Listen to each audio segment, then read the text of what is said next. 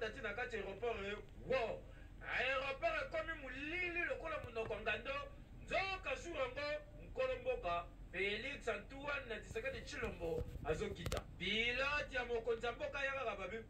aéroport mulili bondeni moye tokiteza te il faut tobaluka no likolo toyeba position babandi kobenga boye ingénieur wakipama bakura aéroport telefone ezosone azoyamba te soki mpe amelaki nini soki mpe ezalaki kanda ya kopolia leopard elati eti jour wana konsekansi nango bato nyonso bazolinga bakita moye bakita eza te baavion nyonso efale kita bewumeli bamiso bakoma okende ti na braza mpona kopema situation wana ederange na niveau kosakana te après quelque temps lumière ekotaka te ekoti avion ya mokonzi ya mboka Félix Antoine na Tshisekedi Tshilombo eye koaterrir mpe baavion misusu elandi suite ya makambo wana bondime na ngai note ya bandeko ya régie de voies aériennes oyo tobengaka RVA ebimi mpona kotalisake nyonso wana esalami ezali d'abord non respect ya bainstruction concernant appareil oyo etalaka mpona kocharge makambo nyonso ezala na aéroport mpe ya mibale présence ya technicien azalaki wana balobi aza incompétent na yango bakondane technicien wana makasi surtout azalaki na incapacité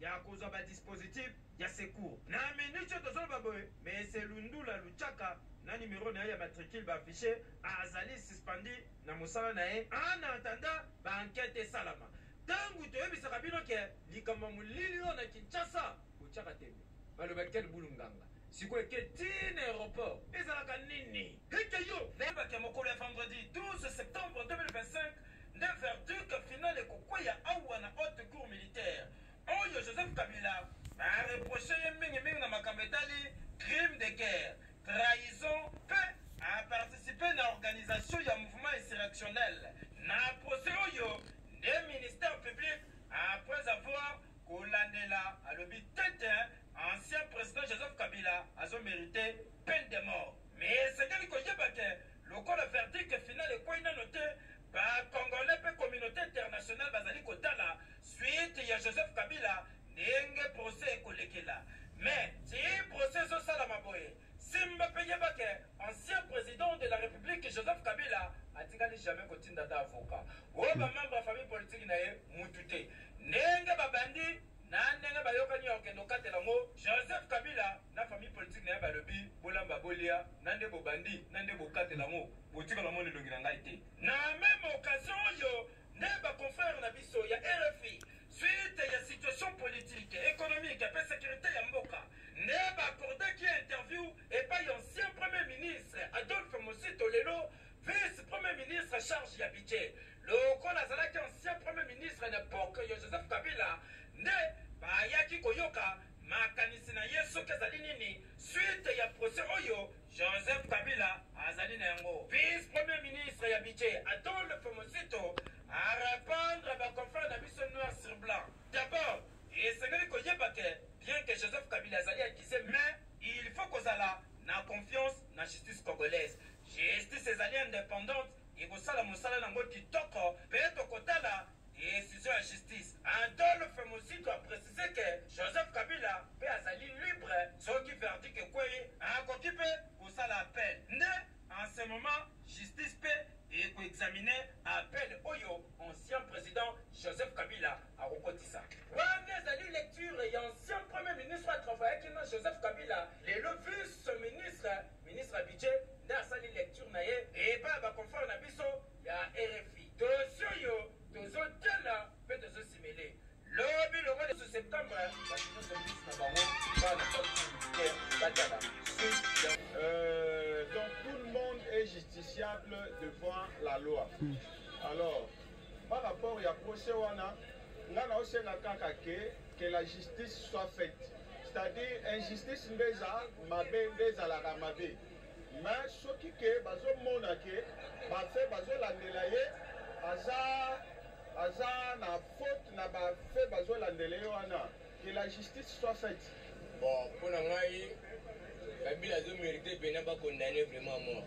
Azal vraiment condamné à mort pour un niveau tant que président honoraire. Na ndenge to banda ko ya mele ndenge to banda olingele penza. Na makambo azo na kata osala vraiment ezo mérité te. Ye vraiment il faut pas condamner parce que abomis pena pas congolais belé. Ba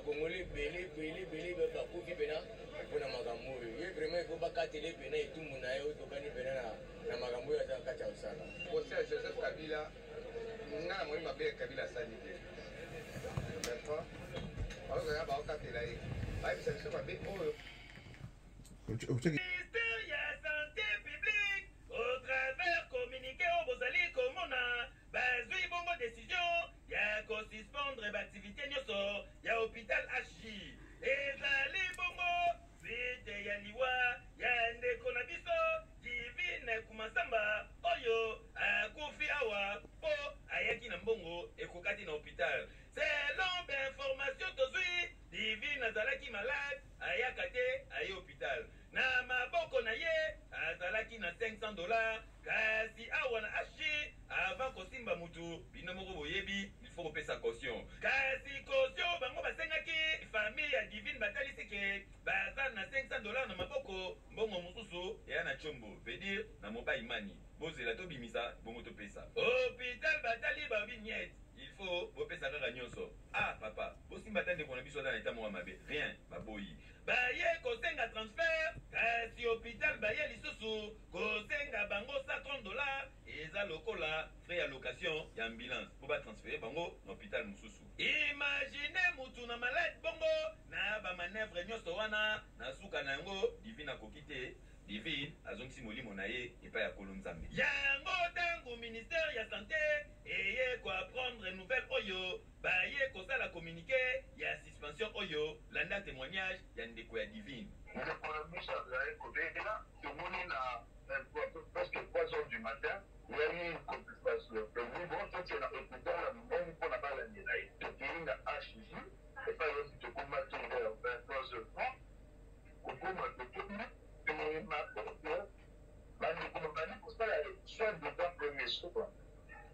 après bayebisi ngai ntango la peti bayebisi ngai te il faut tokoma ye na cas d'urgence natoko bango un peu monde puisque déjà mobali biso teke à l'urgence ndeko na biso koto tolebi yani oyo ngai kobokisa poso ya $2000 oyeki bango ana maboko $500 ezali tozobakisela bino 1500 oyo ezali na telefone bopesa numero mpesa totina babite biso bana mpesa totemi d'accord moba ndeko na biso en charge dès que na bakamine ezoponga makamine liboso koponga matozomisi retire mbongo opesi mino 1500 na bandeko wana bazali très catégoriquement naki namoni motu na bango akesi ce n'est pas un congolais eza soki libane soki chinois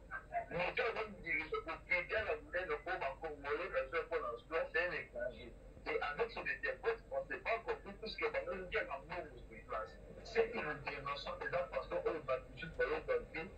ya bacongolais na l'échappé en tout cas soki opusani na hôpital na ka ya maladi awa na Kinshasa to mpe na Kongo mobimba soki oza na mbongo te moto akosimba yo akozala te lelo ekweli ndeko na biso Divine kasi boucher na ndenge akosakana te inondation nde inondation fulu solo salite moyen kuta kocircule kote o malamu ezali te mipikwa salite oyo nyonso bomoni na se mai nde eza salite etelema likolo kaka boye ebima ntina makadam moyen kuta kocircule kote o malamu ezali te mpo ngunza oyo ekoma inonde tala ekoti ntina baveni nde bomoni ka niveau oyo salite nde salite population baloba balemba bayebi te soki bakosuka wapi na bamvulano oyo ezobanda deja badege kosalema ya ndenge na ndenge mpo bazwaka bahonneur na bamonde na bango kuna esika bakendaka